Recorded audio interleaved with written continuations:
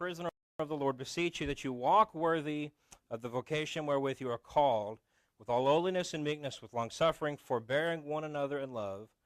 Verse 3 in particular, endeavoring to keep the unity of the Spirit of the bond in peace. There is one body, one Spirit, even as you're called in one hope of your calling, one Lord, one faith, one baptism, one God, above, through all, and in you all.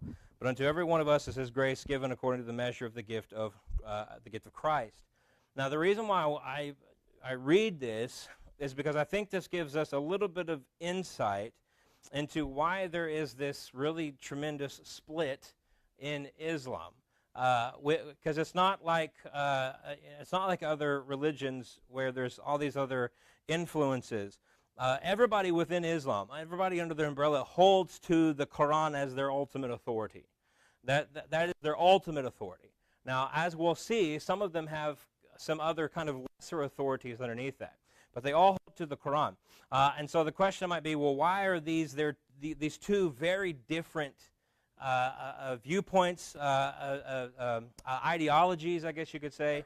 And to that I would say, well, we have the same call to unity within Scripture, but yet, there's different denominations, there's there's people who claim to be Christian and simply aren't Christian at all. And that's because people have an idea of how interpretations and things like that go, and so different ideas form. And so this can, I think, can lead us to at least understand why these kinds of things take place.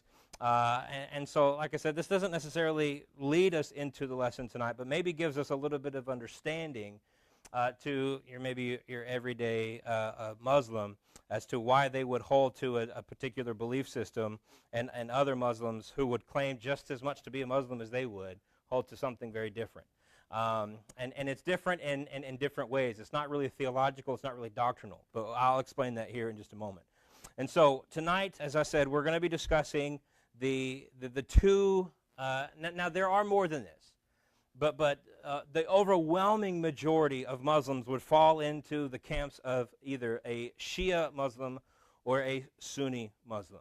Okay, and so these are the two, by and large, the two overwhelming majority sects, if you will, of Islam. Now, before we get into it, I have to say this. In a discussion of these two groups, to come with this disclaimer that there is a lot of nuance to these two groups. Both of them have various strains within their own camp. And so you don't just have a run-of-the-mill Sunni and a run-of-the-mill Shia. There are different camps of Sunni. There are different camps of Shia. Now, there are some generalities that would kind of encompass all of it, and that's really what I'm going to be discussing tonight. But the Sunnis are, I guess, a little more unified than I would say the Shia. But when you say Sunni, or when you say Shia in particular, the predominant strain of Shia Islam is what's referred to as Twelver. And so there are Twelvers. And this will make more sense in a minute, but that's because they believe in 12 imams, and I'll explain that more in a moment. But this is, if you say the words Shia or Sunni, don't expect that all of them are going to fall into the exact same theological or ideological camp. There is a lot of nuance within this. But this is, what we're talking about tonight is I think, a safe generalization for the topic. Most of them would have no problems with what I'm about to say. And so, that being said, those two groups are Sunni and Shia. Sunnis are the majority. Sunni Muslims make up, estimates vary, but anywhere between 85 to, I think I saw on the high end, 92, 93%, but safely 85 to 90% of all Muslims. However, the Shias have a big influence in the Muslim world, and not only in the Muslim world, but I would say just generally in the world today, and I'll talk about that more in a moment. They still have a very, very big influence. Now, I'll come back to that. The divide really between the two began really at the very beginning. It began with the death of Muhammad, and this is when the split began. Now, Muhammad didn't specifically name a successor. He didn't say, when I'm dead, this guy's taken over and he's becoming the leader. He didn't do that. And because he didn't do that, that led to this power vacuum after his death. You know how these things go. This is not only found in Islam. Anytime you have a significant influential leader who has started any kind of group, when they're gone or when they step down or whatever the case, if they haven't named a successor, you know how these kind of things go. And so he didn't do that. And so because of that, two factions began. And so on the one side, you had one group who believed that whoever became the next leader needed to be from, the word that they use a lot, are from the companions of Muhammad. Essentially, someone who was close to Muhammad, ideologically, theologically, doctrinally in line with Muhammad, somebody who would lead this new religion as Muhammad would. And more so than that, somebody who could kind of be a consensus leader, almost not necessarily the case, but almost a democratically elected leader, somebody who came in and all the Muslims just agreed, this guy would do it like Muhammad did it, let's let him be the leader. The man chosen for that particular group was this man called Abu Bakr, and they wanted him to be the first caliph kind of being a title of leader, and that particular group or that party, they were referred to as the Al-Sunnah. And that phrase, there's a longer phrase for it, but that phrase refers to people of the tradition, meaning we want somebody who is going to lead in the tradition of Muhammad. Okay, and so that's kind of how that phrase began. And later, that phrase Sunnah, they started referring to them as Sunnis. Okay, and so that's where that term came from, because they were the people of the tradition. On the other side of that, there was a group who the successor didn't necessarily need to be a consensus leader, didn't necessarily need to be elected or democratically chosen, that the successor of Muhammad should be somebody within his family line, not necessarily a direct blood relative, but somebody in the family line of Muhammad. And so the man chosen for them was this man named Ali. Now, he has a much longer name, but it is much harder to pronounce than that, so we're going to stick with Ali. That's typically what he's called anyways. And so they wanted his son-in-law and actual cousin, so son-in-law / cousin, but nevertheless his son-in-law Ali to become the caliph, and they were that group was referred to as the Shi'at Ali, or the party or the persons of Ali, those who wanted Ali, and so Shi'at just later became known as the Shia group or the Shia party. Okay, and so that's kind of how those names came into play. But this is interestingly enough, this is where the divide began. Wasn't necessarily doctrinal, wasn't necessarily theological. The divide came into being by who was going to take over. Now, the Sunnis, still today are the larger group, have always been the larger group. Since they were the larger group, they won out, and they elected their man. So Abu Bakr became the first caliph. Now, interestingly enough, and eventually, Ali was made a caliph. He was the fourth. And so he was eventually in, I think, the year about 660, 680, one of those two, he was made the fourth caliph. And a few years after he was made the caliph, he was actually assassinated.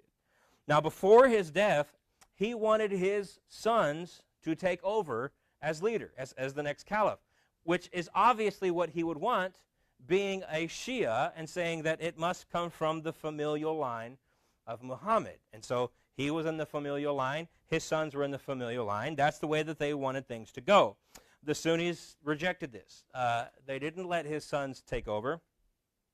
And so by their rejection of his sons, this led to a lot of skirmishes and full-on wars between these groups because the Shias rejected the Sunni leadership. We don't accept this. This isn't how things should go. This has to be of the familial line of Muhammad. And so this is what they firmly believed. Now, eventually, in the year 680, Ali's son Hussein, and I'll stop with Hussein, would lead a small group of men to confront, and they were going to try to overthrow the Sunni leader Yazid in the city of Kufa. Kufa is now in Iraq. And so they were going to make their way to Kufa. They didn't make it there. He and his men were eventually cut off, and Yazid sent out this massive group of soldiers, and Ali's sons, Hussein, were killed in the city of Karbala, also in Iraq. And this led to, two things. This led to the modern-day commemoration of the Day of Ashura. So the Day of Ashura is one of the most holy days of particularly Shia Islam, but all Muslims commemorate or remember or celebrate the day of Ashura. But interestingly enough, Shia and Sunni do it for vastly different reasons. Shia Muslims do it to commemorate Hussein, and they will oftentimes you'll see them self-flagellate themselves. Now they don't typically do it in any way that would cause actual harm, but it's kind of a sacramental way to identify with the sufferings of Hussein. And so this is a very somber day for Shia Muslims. On the other side, Sunni Muslims, and I might be misremembering this, but I believe the main thing that they celebrate on the day of Ashura is that they say that that is the day that Moses and the Israelites crossed the Red Sea. And so for them, it's really a day of celebration. But it's not so. That's not the case for the Shia.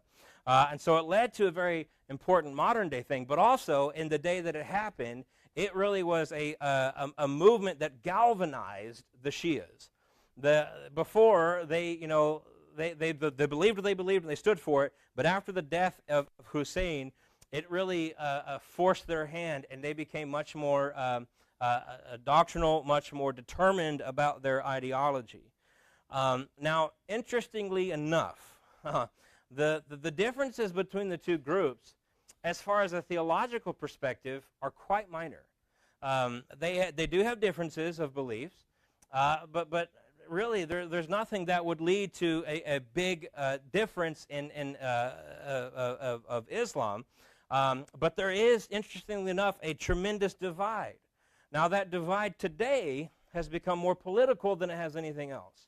And this is why I said earlier that Shia Muslims still have a lot of influence in the world today, not just in the world of Islam, but just politically speaking, and I might say more so geopolitically speaking, they have a lot of influence because that divide is seen really more so than anywhere else in the relationship between Sunni majority Saudi Arabia and Shia majority Iran.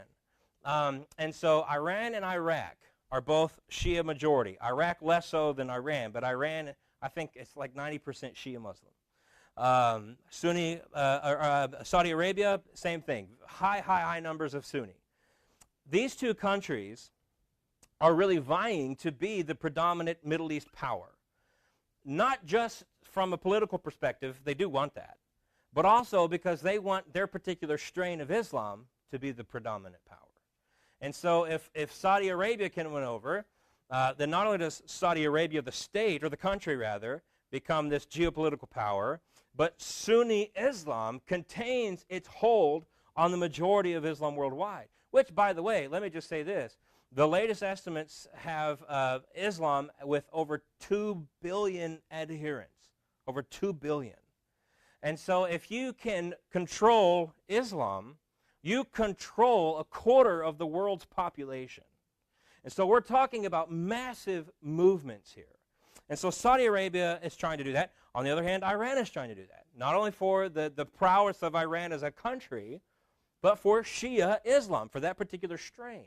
Now, the interesting thing about the relationship between these two countries is that they've never really just gone ahead out war on one another. They don't do things that way. What they do is they fund proxy wars. And so you had, the Syria civil war. Interestingly enough, Saudi Arabia and Iran were both funding opposite sides of the Syrian civil war. Why? Because they want their particular strand of Islam to win. And so this is, it has a lot of political implications, a lot of geopolitical implications.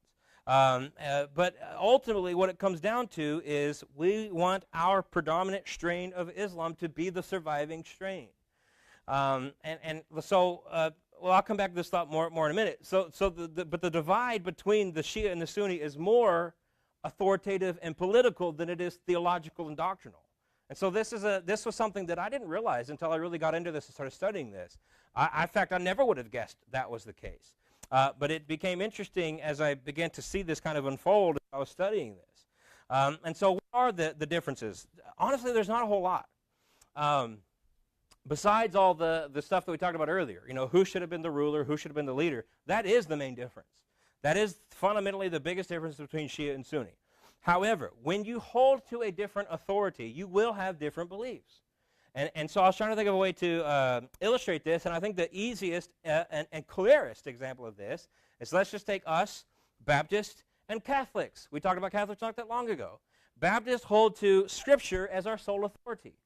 Nobody has authority outside of this book. That is our authority. Where do we turn to when we want to figure things? We turn to this book. This is our final authority in everything we do.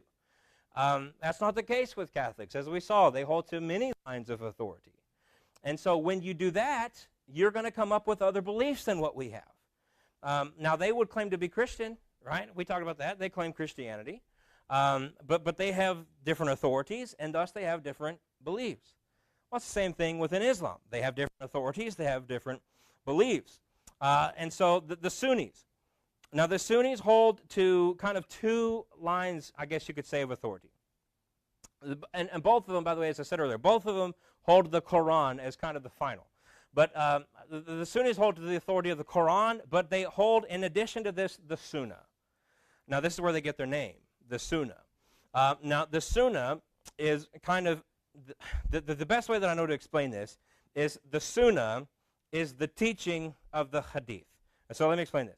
When Muhammad was alive, he spoke a lot of oral traditions and teachings and law and things like that outside of the Quran. And so, not that I believe this, but according to Muhammad, he received the revelations from the angel. He spoke those, and those were written down. That's the Quran. Outside of that, Muhammad himself gave a lot of teachings, and he gave these orally. And these teachings were written down. Those teachings that were written down became what's known as the Hadith. And so the Hadith is the actual physical writing. The Sunnahs are the teachings and the doctrines and the traditions that came out of the Hadith. And so the Sunnis hold to the authority of the Quran in addition to the Sunnah. Essentially, what you could say is the life work of Muhammad, right? That's kind of what you could say. The life work of Muhammad is the final authority for the Sunnah, for the Sunni, that is. And so you could say then that the Sunni holds to a closed authority. And what I mean by that is that there's no new hadith being written. Muhammad's not here anymore. And so they have a closed authority. They're not receiving new insights, new doctrines. They're not receiving these kinds of things. They might have differences of interpretation. That's just how things go. But it's a closed authority. On the other hand, you have the Shias. And the Shias, again, they hold to the authority of the Quran, just like the Sunni. But in addition to that, they hold to the authority of a living descendant of Muhammad, which they refer to as an imam. Now, you have to be careful with this word imam, because the Sunnis also use the word imam, but they don't use it in the same way the Shias do. Sunnis kind of refer to anybody with wisdom or somebody who's a teacher as an imam. So any old scholar, anybody at any one of these mosques somewhere who's teaching Muslim doctrine could be an imam according to Sunnis. But the Shias hold to imams who are, the direct living descendants of Muhammad. And to the Shias, these men are infallible. They are infallible because they were directly and divinely appointed by God to be not only in the line of Muhammad, but the leader of Islam. And so they're sinless, they're infallible, they're perfect, and so they then hold the final authority of interpretation. The best way that I can kind of explain this is, again, to use the Catholicism example, is that in Catholicism you have the popes and you have the magisterium. And the pope and the magisterium together have the final say of doctrine. If the pope and the magisterium come out tomorrow and they come up with some brand new doctrine, that's canon for Catholics. They cannot go against that. And so that's kind of a similar situation with Shias and the imams. Now, I go back to what I said earlier. The predominant strain of Shias, which is about 90% of all Shias, is Twelver Shia. And Twelvers believe that there were 12 imams, only 12. Now, you get 12 generations removed from Muhammad, that was a long time ago. Now, what they will say is that the 12th imam, his name is Mahdi, M-A-H-D-I, the 12th imam, for reasons that are kind of still unclear to me, had to go into hiding. And while he was living, he went into hiding, but he's still alive today. He's still alive. He's still hiding. Muslims don't know where he is, and they don't see him, but he is alive. He is on the earth. and at the right time he's going to reveal himself, and basically he's going to become the eschatological leader of all of Islam. He's going to come on the scene, he's going to lead them and destroy all of Islam's enemies. And so you could say, I think rightfully so, that the 12th Imam, 12er Shia Islam, is the Antichrist. In fact, when you start looking at what they believe he's going to do, what the Bible says about the Antichrist, a lot of things line up in that belief system. But nevertheless, and so they will still say, even the 12ers, the predominant strain, they will still say, we have a living Imam. We have a sole authority in our Imam. We don't know where he is. Nobody has seen him. But he's there. He's living, so we still have an Imam. And so you could say it's a more fluid authority. Because, again, the Imam has the final say in matters of doctrine and practice. Now, like I said, most of their differences are not theological. Most of their differences are really ritualistic in essence. And so I'll give you just a couple of these. Sunni Muslims pray 5 times a day. We discussed this already. Shia Muslims, most of them do still pray 5 times a day, but they are allowed to only pray 3. Now, when they're praying those 3 times a day, they still pray 5 different prayers. But there are exceptions given in the Quran, and Sunnis will say, well, those are kind of like life and death exceptions. And the Shia will say, well, no, if they're giving any exceptions, that must mean that it's always allowed. And so we can only pray 3 times a day, and you pray 5 times a day. Again, that's a ritualistic difference. Another one, the position of the body is different while standing and praying. I may have this switch, but I believe the Sunni Muslims, when they're standing, they kind of cross their arms in front of their chest. The Shias have their arms down at their sides while standing to pray. Again, very ritualistic, but it is a difference. Sunni Muslims often use rugs. You've probably seen or heard about this. They have their prayer rugs. They lay down a rug when they're praying facing Mecca. Shia Muslims believe that you must pray on a natural surface, and so you got to be on stone, or you have to be on dirt or leaves, or you don't get some man-made thing. Again, not really theological. Now, there's some minor eschatological differences and things like that, but again, we're not talking about anything that's major as far as theology or doctrinal is concerned. And so the major differences between the groups are not theological. It is control. It's control. And this is why the divide is big and getting bigger, because like I said earlier, whoever controls Islam currently controls 1/4 of the population of the world. And that number is just growing like wildfire. I believe the number was 1.8 billion 3 or 4 years ago. The most current ones I've seen are about 2.1 billion in a matter of 4 or 5 years. Those are large numbers. I mean, we're talking about if that continues to happen, imagine 10, 20, 30 years down the line what those numbers are going to look like. And so control for Islam, it is a big deal. If you control it, you are controlling a huge percentage of the population, not just of your country, of the earth. And so this has been the case since the death of Muhammad, but then we were talking about, a few thousand people. Now we're talking about a few billion people. It has always been the case, and that continues to be the case today. And so the biggest divide, again, when you talk about Sunni and Shia, we're not talking about doctrine, we're not talking about theology, we're talking about control. And that is where the difference lies. All right.